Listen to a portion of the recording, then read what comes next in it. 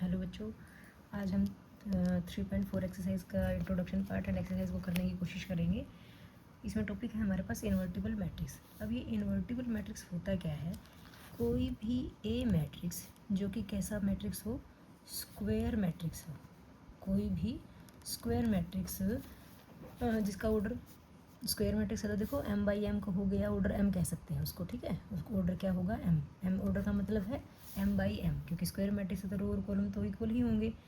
तो वो matrix invertible होता है अगर उसी सेम ऑर्डर का कोई मैट्रिक्स b है हमारे पास, और b भी क्या है? सेम ऑर्डर का कोई स्क्वायर मैट्रिक्स है। तो अगर a मल्टीप्लाई b या b मल्टीप्लाई a हमारे पास आइडेंटिटी मैट्रिक्स अगर है, ए की बी से मल्टीप्लिकेशन या बी की ए से मल्टीप्लिकेशन आइडेंटिटी मैट्रिक्स के इक्वल है, तो हम कहेंगे ये इन्वर्टिबल मैट्रिक्स है, ठीक है। तो इन्वर्टिबल मैट्रिक्स है तो हम कहेंगे इन्वर्टिबल के लिए, इन्वर्स के लिए हम ना इन्वर्स ऑफ ए के लिए हम ऐसे यूज़ करते हैं ए इन्वर्स, ठीक है। तो जो ए का इन्वर्स होगा वो बी होगा, एंड बी का इन्वर्स जो होगा वो क्या होगा? ए होगा, ठीक है। जब हमें A B into B A is equal to I है तो हम ये कह सकते हैं कि ए इज़ इन्वर्टिबल, ठीक है। मीन्स ए का इन्वर्स निकलेगा, और जिसके साथ मल्टीप्लिकेशन में आइडेंटिटी बन रहा है वही उसका इन्वर्स होगा। बी का इन्वर्स ए होगा, ए का इन्वर्स बी होगा। बात समझ में आ गई? अब मेन जो हमें नोट करने वाली बात है यहाँ पे कि जो स्क्वायर मैट्रिक्स है वही इन्वर्टिबल होगा।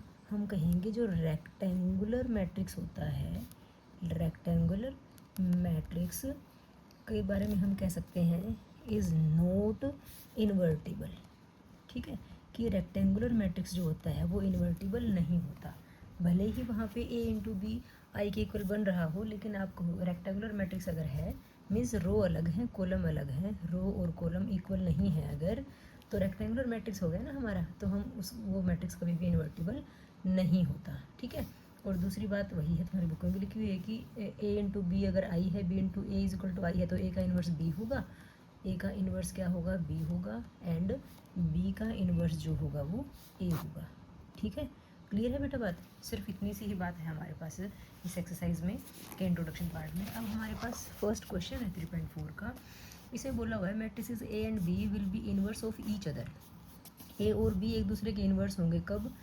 ए B is equal to B A. हाँ, ये इक्वल तो होते हैं, लेकिन किसके इक्वल होते हैं? आइडेंटिटी मैट्रिक्स के इक्वल। तो ये ऑप्शन तो नहीं हो सकती। A B is equal to B A is equal to zero, zero के इक्वल तो नहीं होना चाहिए। A B is equal to zero, B A is equal to I, ऐसा भी नहीं होना चाहिए। तो क्या होता, हमने पढ़ा है ना अभी, A B is equal to B A is equal to identity matrix होगा, तभी हमारे वो मैट्रिक्स क्या होंगे? एक दूसरे के इन्वर्स होंगे, ठीक है।